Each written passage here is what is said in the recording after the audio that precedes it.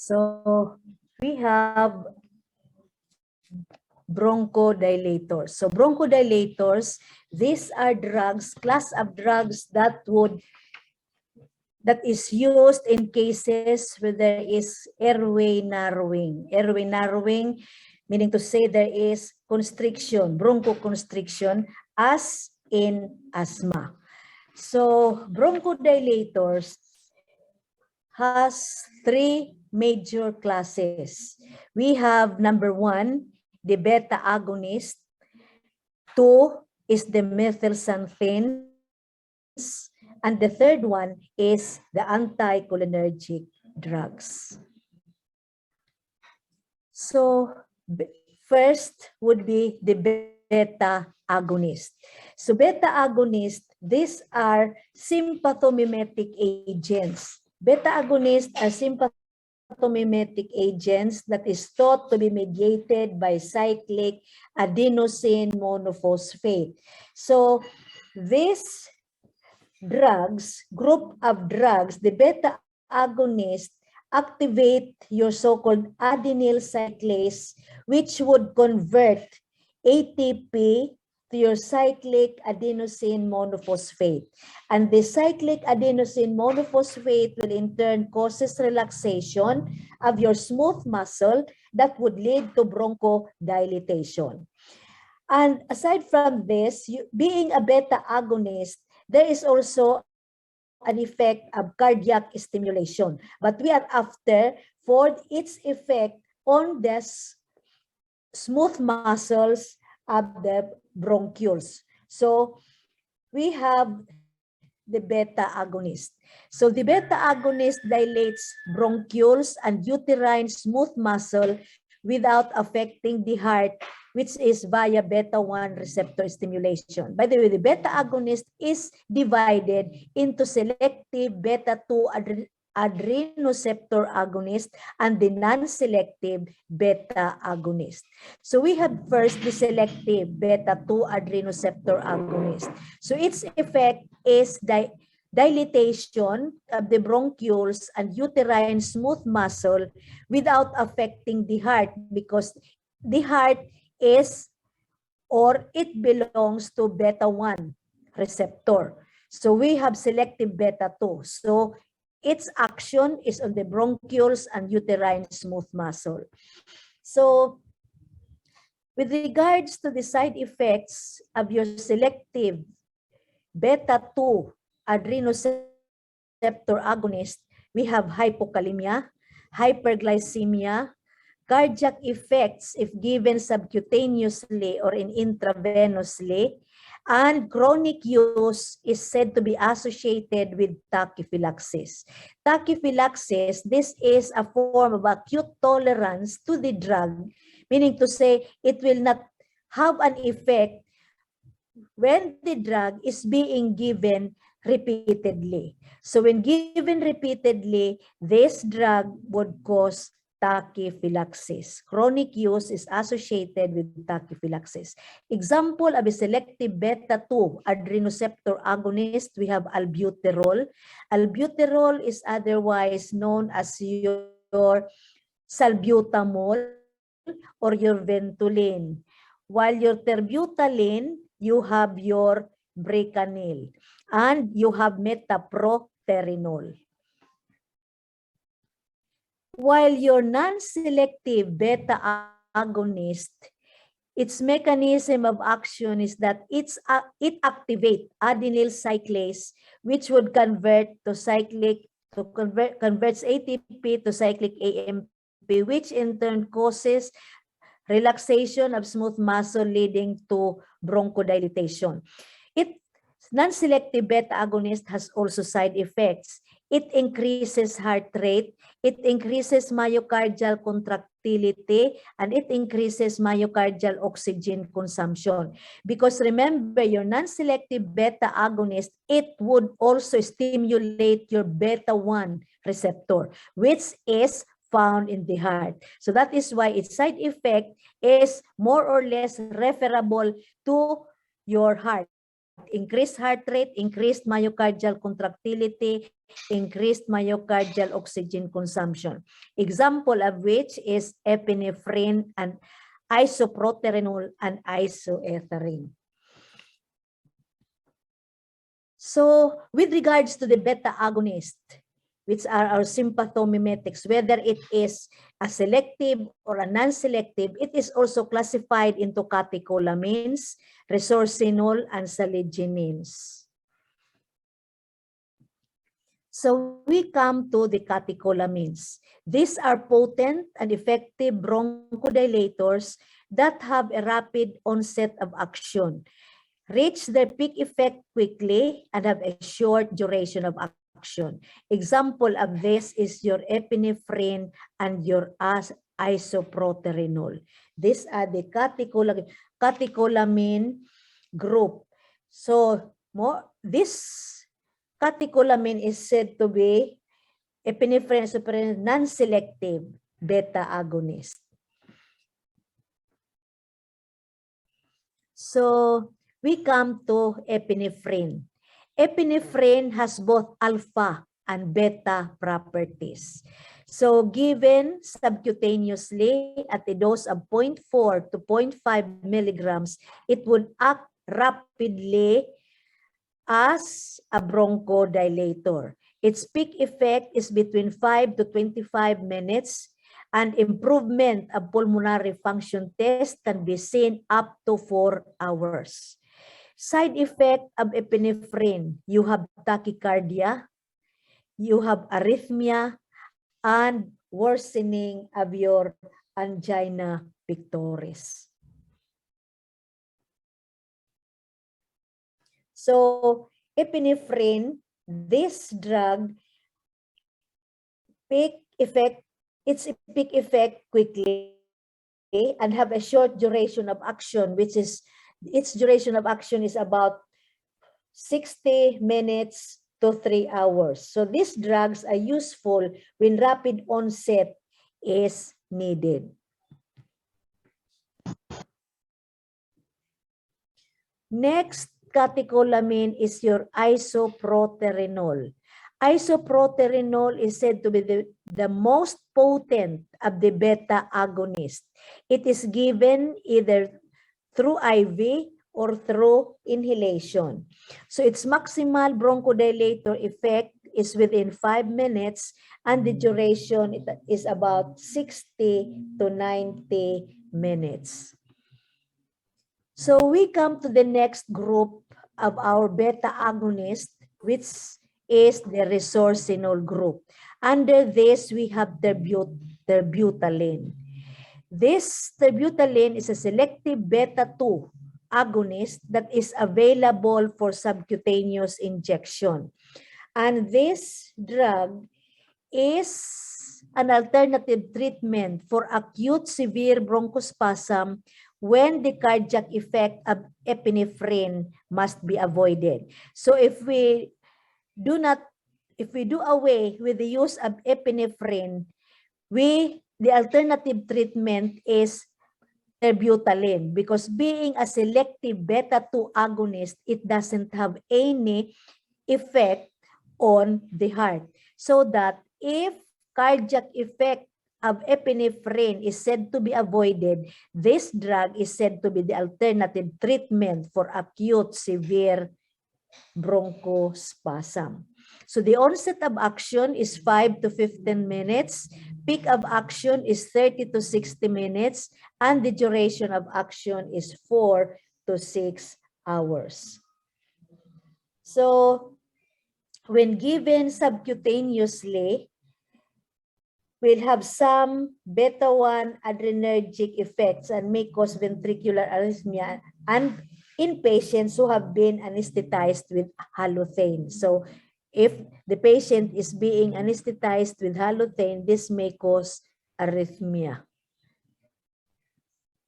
So the last one is metaproterenol. This is available as a solution for aerosol delivery, available as tablet or syrup, and it is used in a metered dose inhaler and longer duration of action than most of the catecholamines. You have your metaproterenol. So your metaproterenol, this is a selective also beta-2 adrenergic agonist. So it is resistant to metabolism by your catechol O methyltransferase and has a longer duration of action than the other catecholamines. So it has enough structural similarities to isoproterenol in that metoproterenol has substantial cardiac side effects. So we come to the third group of the beta agonist, which is the saliginins. This is the most recently developed beta adrenergic receptor agonist and have the most beta-2 receptor specificity.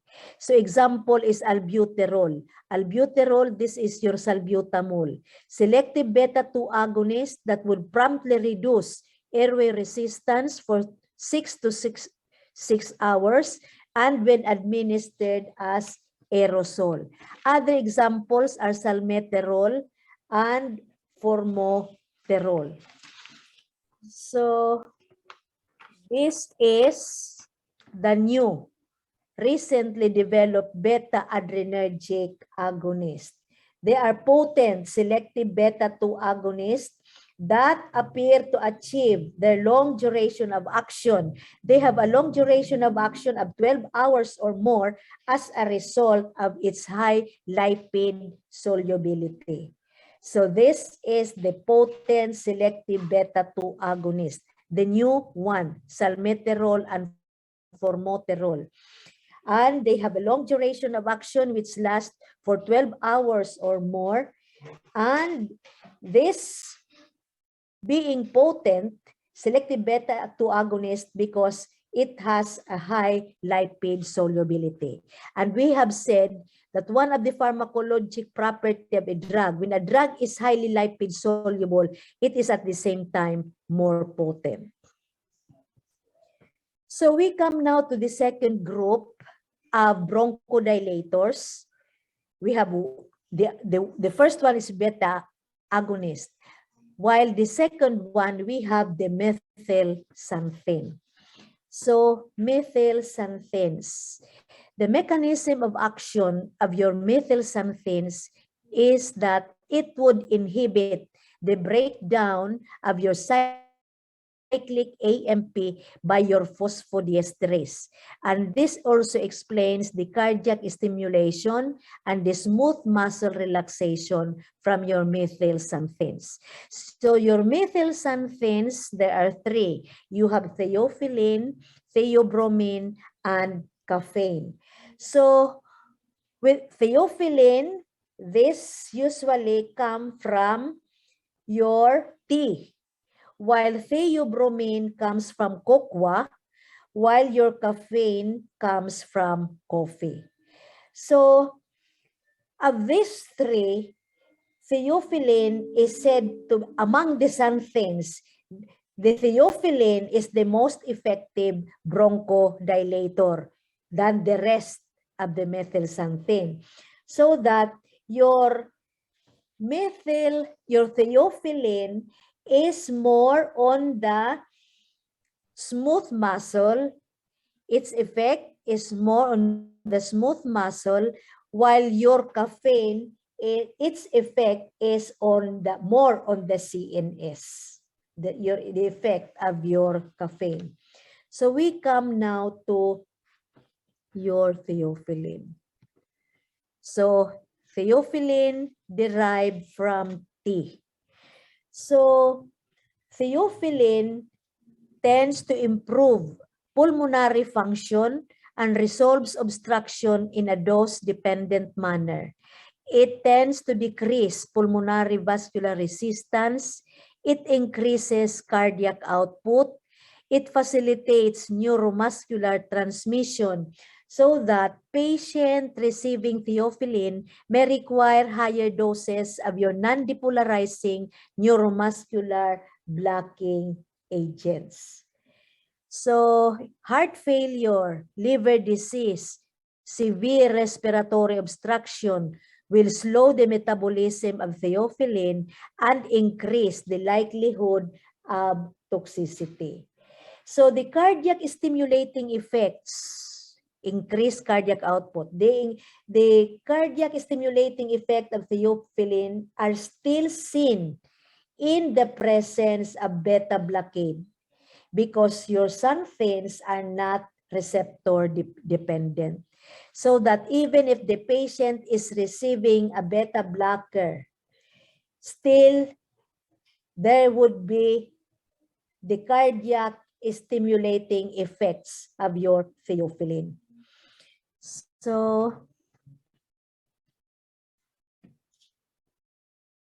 with regards to theophylline, the metabolism of theophylline is said to be slowed by cimetidine and your beta-adrenergic receptor antagonist.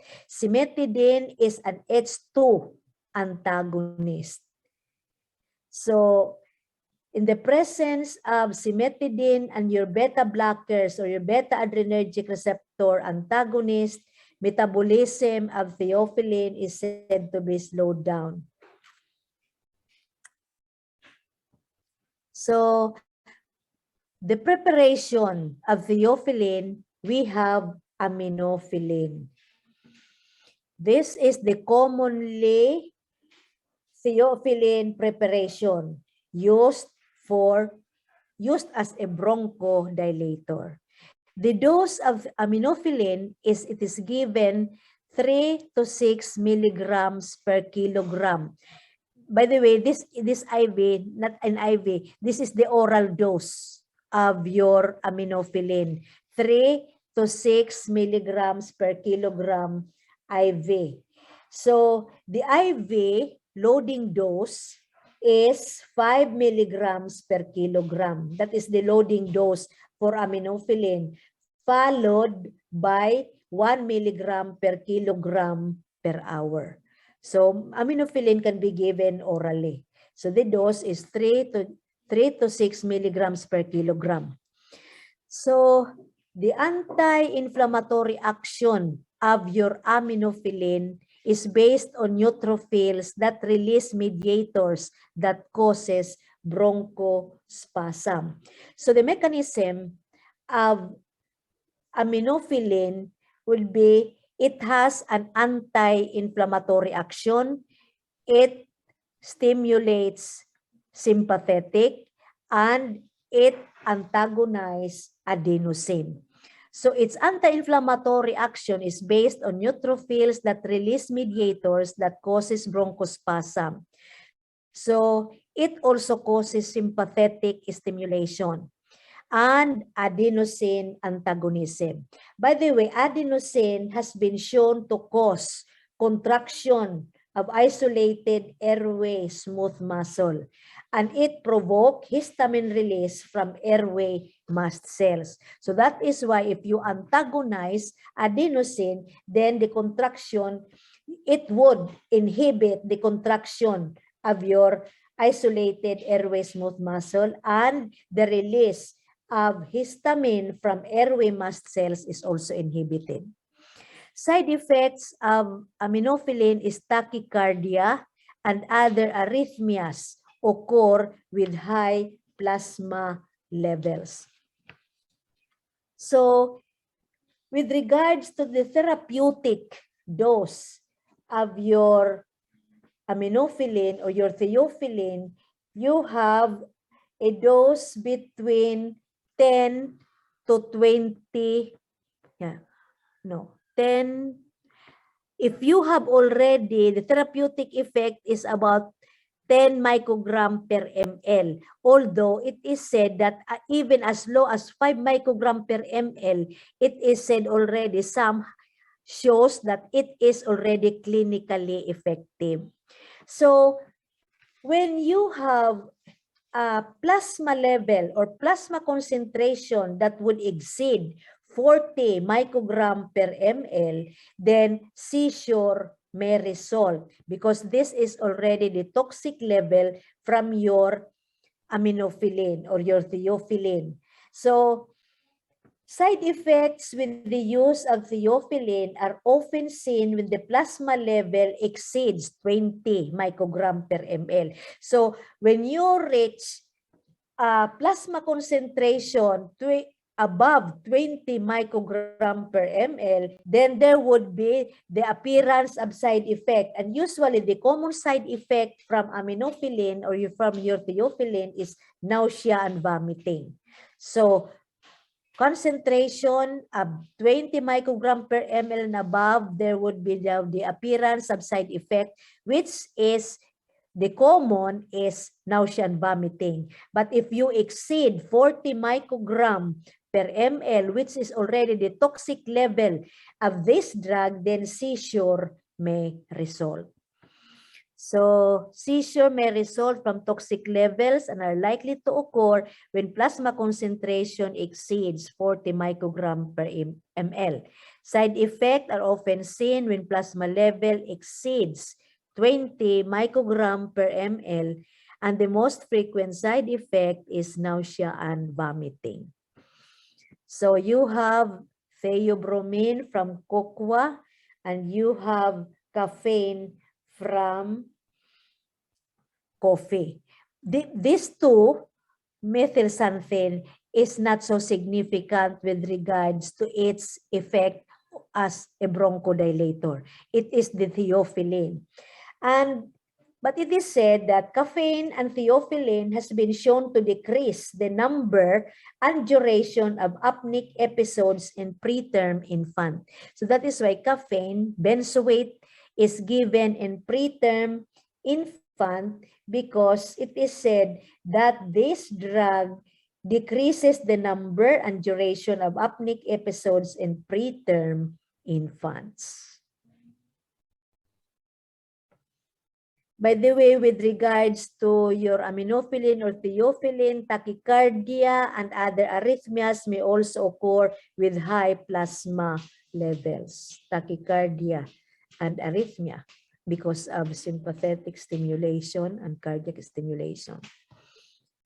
So we come now to the different effects, organ effects of your methyl somethings.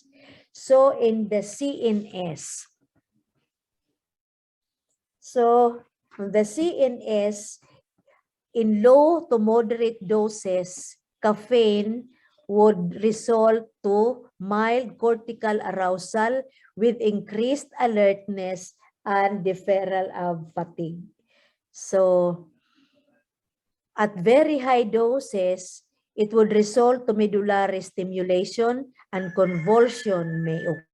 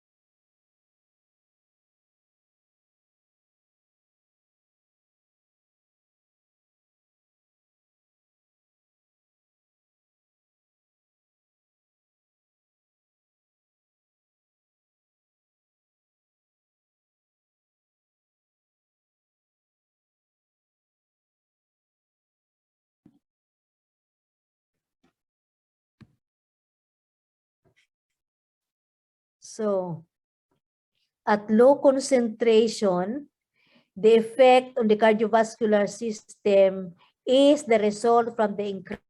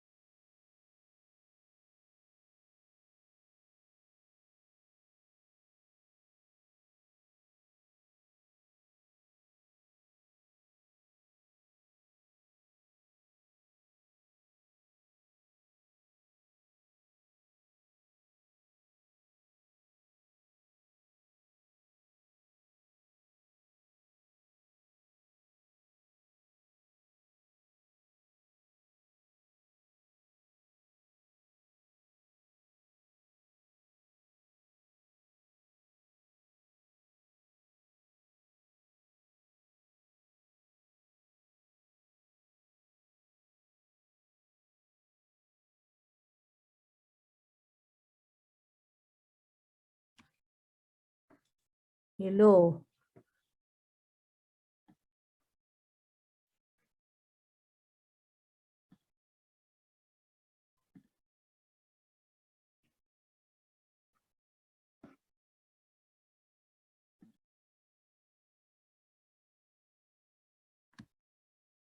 Hello, can you hear me? Yes, Doc. Yes, Yes, Doc.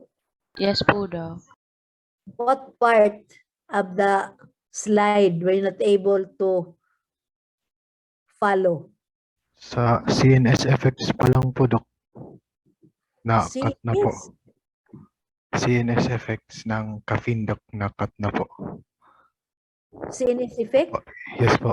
Do, What? yan po, Doc. CNS effect.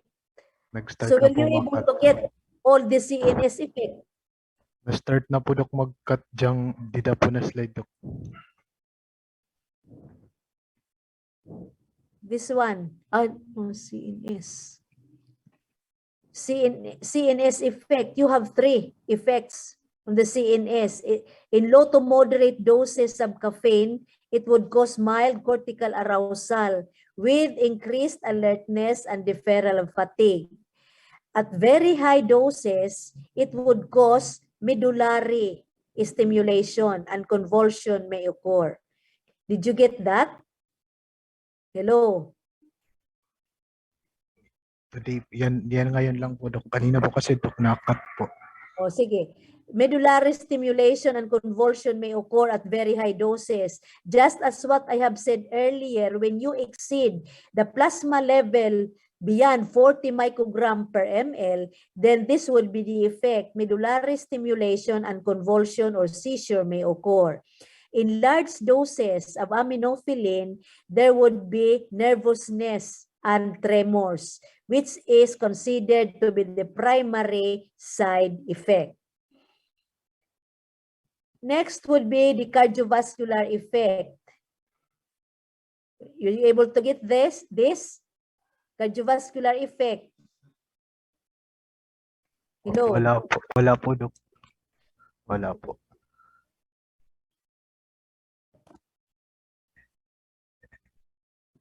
Hello. Wala po, Dok.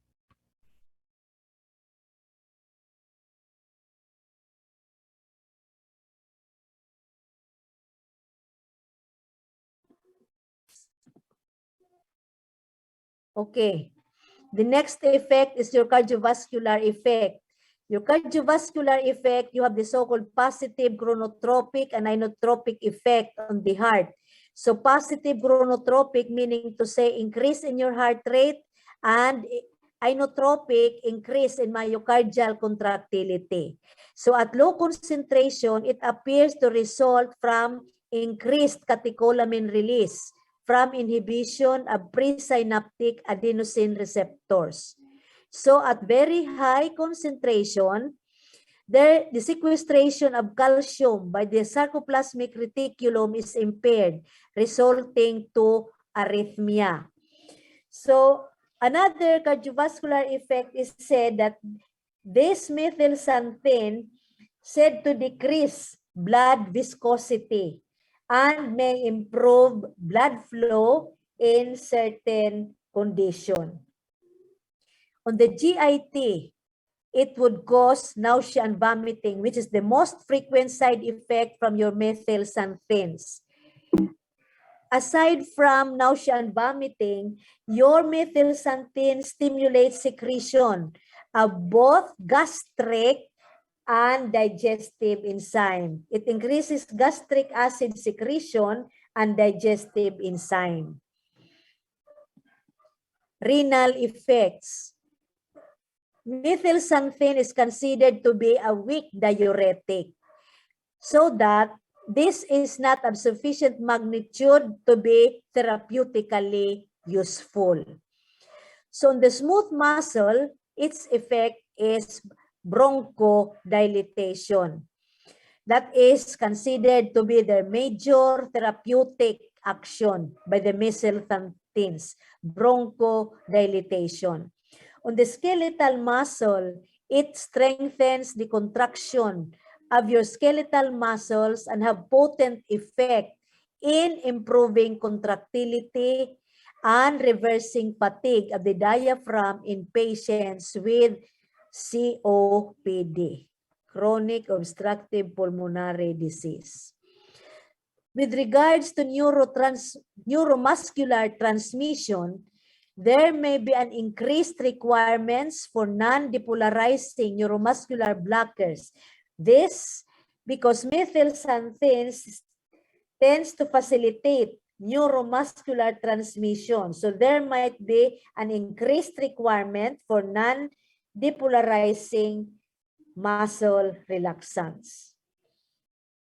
So clinical usefulness of your methyl somethings, particularly theophylline, it tends to relieve airflow obstruction in acute asthma and reduces the severity of symptoms and time lost from work or school in chronic asthma. So it can be used in acute as well as in chronic asthma.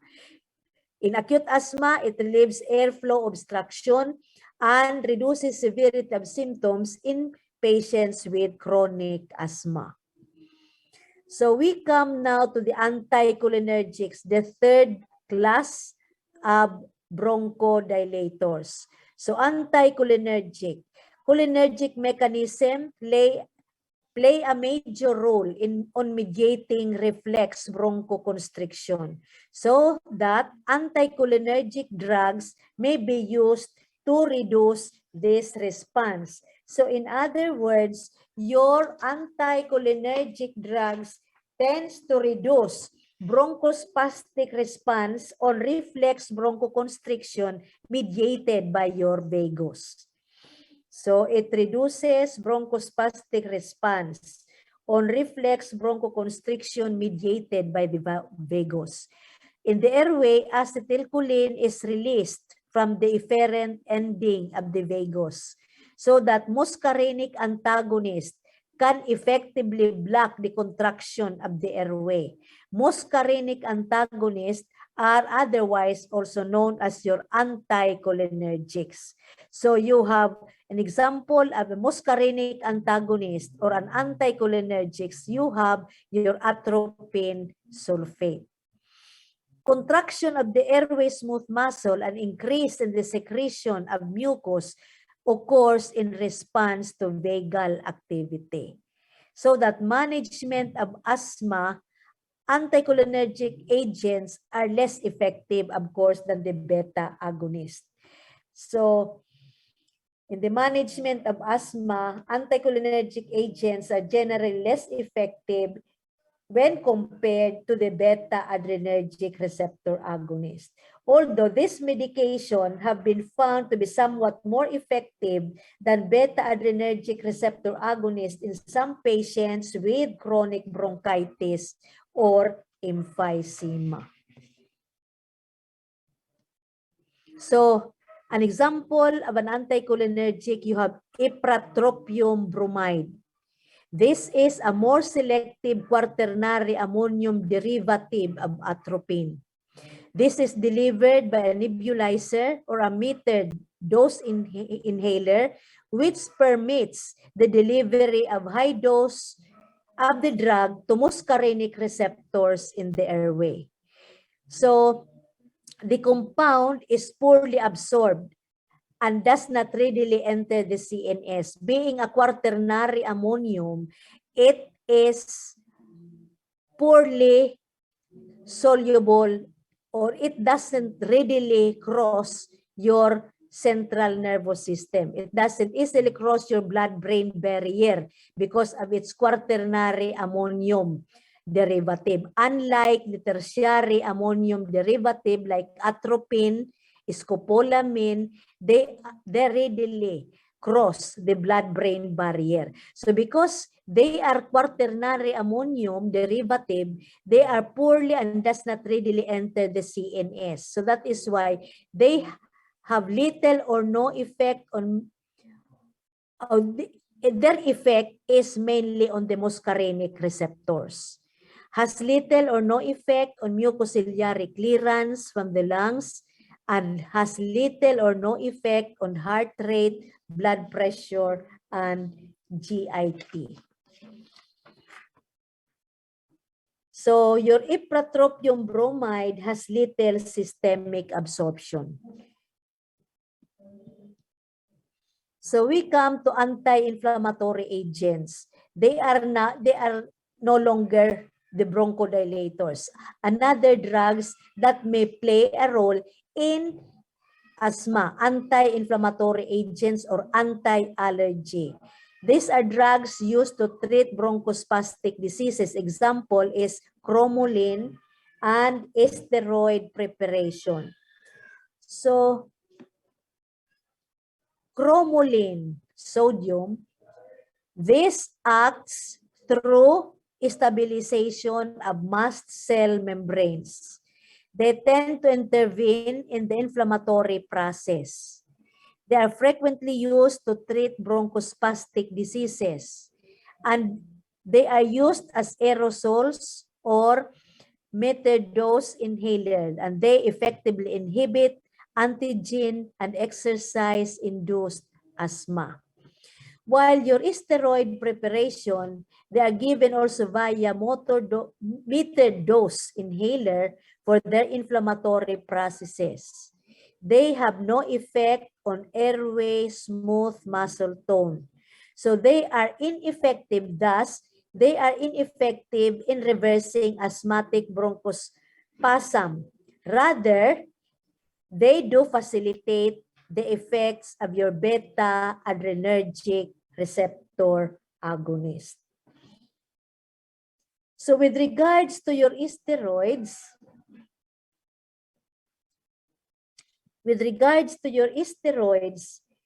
they block both the initial immune response and the subsequent inflammatory process.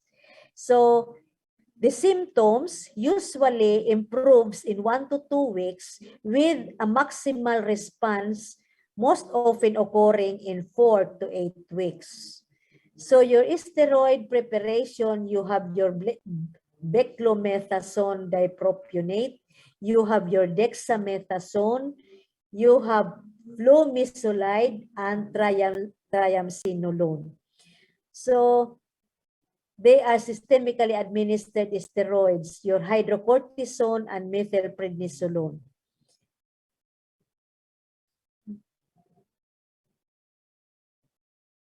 So adjuvant medication to treat bronchospasm, you have magnesium sulfate. Your magnesium sulfate relaxes airway smooth muscle. They tend to relax airway smooth muscle, although the exact mechanism is not completely understood.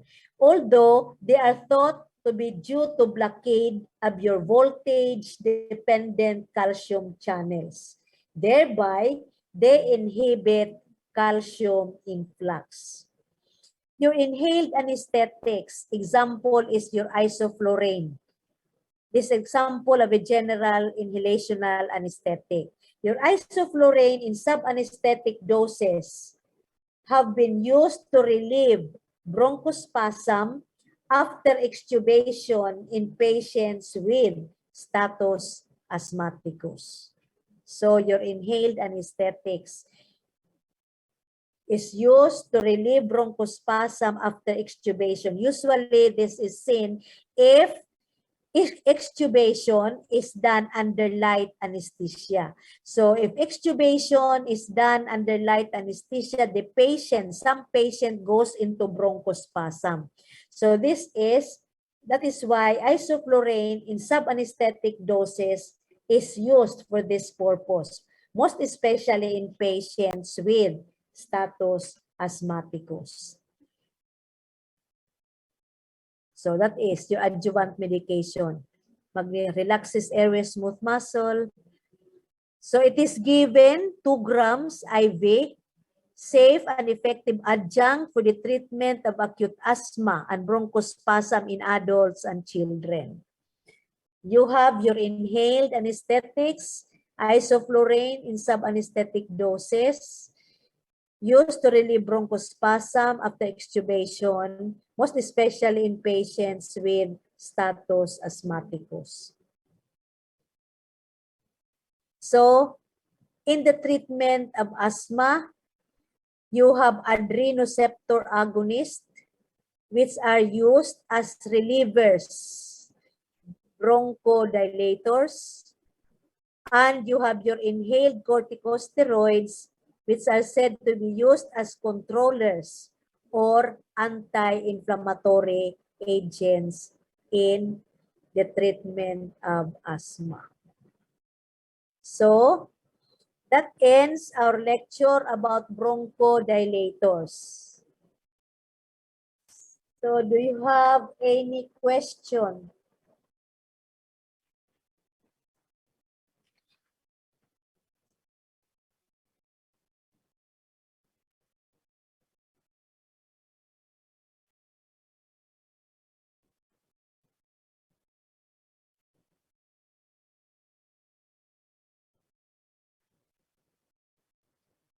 Okay.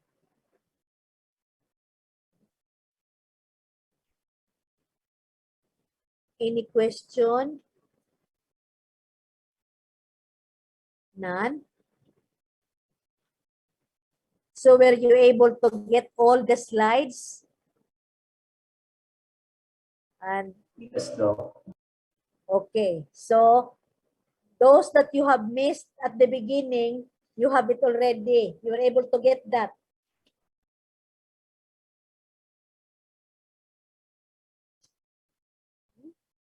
So, no question? No. Okay. So, very good. So, okay. Let me now. So, that ends our lecture for today.